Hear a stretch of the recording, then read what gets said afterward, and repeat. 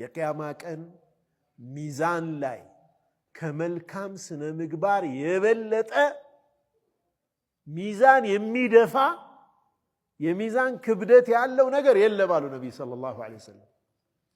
አላህ ሱብሓነሁ ወተዓላ እኮ ይጠላል ማንን? አልፋሒሽ ጸያፍ ነገር የሚናገር እንደፈለገ የሚያወራ እንደፈለገ ሰውን የሚዘረጥጥ የሆነ ሰው ማለት ነው። አልበዚ የሚያስጠላ ንግግር የሚናገርን ሰው አላህ ይጠላል አሉ ነብዩ ሰለላሁ ዐለይሂ ወሰለም። በጣም የሚያሳዝነው ግን በዚህ ዘመን በሶሻል ሚዲያ ዘመን በጣም ብዙ ተከታይ የሚኖረው አንድ ሰው ተሳዳቢ በሆነ ልክ ነው። በጣም መጥፎ ንግግር እንደፈለገ በድፍረት ያልተመዘነ ቃል የተዛባ መረጃ ቅስቀሳ የሆነ በቃ መጥፎ ነገር የሚናገር ሰው ማሻአላህ ፎሎወሮቹ መብዛታቸው የተመጠነ ስርዓት ያለው ኸይር የሆነ ነገር ላይ ሰውን ብዙ ማድመጥ ብዙም ፍላጎት ላይኖረው ይችላል። በጣም አጂብ ነገር እንደ ማህበረሰብ ያለንበትንም ደረጃ የሚናገር ነው። በዛአ ጸያፍ መናገር እንዴት ነው ብዙ ሰው እንዲከተለው የሚያስችል ያንን ሰው ሐታ ኒሳ ሴቶችም ሳይቀሩ እንደፈለጉ መናገር ብዙ ፎሎወር መሰብሰቢያ እየሆነ ያለበት ማለት ነው።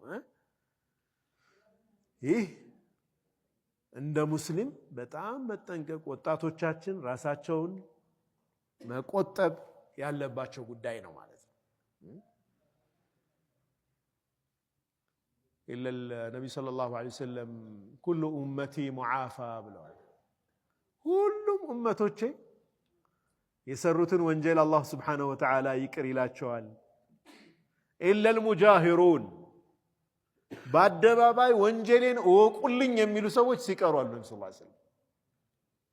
አላህ የሰተረህን በቃ ወንጀልህን እንዴት አሁን እኮ በአደባባይ ነው ወንጀል የሚሰራው። በአደባባይ ወንጀል በመስራት በጣም ብዙ ሰዎችን አቴንሽን የመሳብ ነው የሚታየው። ይሄ በጣም የተዛባ የማህበረሰብ ቀውስ ነው፣ መታረም አለበት። ነብዩ ሰለላሁ ዐለይሂ ወሰለም በአብዛኛው ጀነት የሚገቡ ሰዎች ጀነት መግቢያቸው ምክንያቱ ምንድነው ተብለው ተጠይቀዋል። ነብዩ ሰለላሁ ዐለይሂ ወሰለም የጀነት ሰዎች በአብዛኛው ጀነት የገቡበት ምክንያት ምንድነው ተብለው ተጠይቀው ተቅዋላሂ ወሁስኑል ኹሉቅ ብለዋል። ነብዩ ሰለላሁ ዐለይሂ ወሰለም አላህን መፍራት እና መልካም ስነ ምግባር ነው አብዛኛውን ሰው ጀነት ያስገባው ብለዋል። ሱብሃንአላህ ተቅዋላህ የቀልብ ጉዳይ ነው። አላህን መፍራት ሁስኑል ኹሉቅ ይኸው ከአላህ ጋር የተገናኘው ጉዳይ ተቅዋ ነው። ከሰዎች ጋር የተገናኘው ጉዳይ ሁስኑል ኹሉቅ ነው። በእነዚህ በሁለቱ ነው ነብዩ ሰለላሁ ዐለይሂ ወሰለም አብዛኛው ሰው ጀነት የሚገባው አሉ። አብዛኛው ሰው ጀነት የሚገባባቸው ደግሞ ሁለት ምክንያቶችን ተናግረዋል።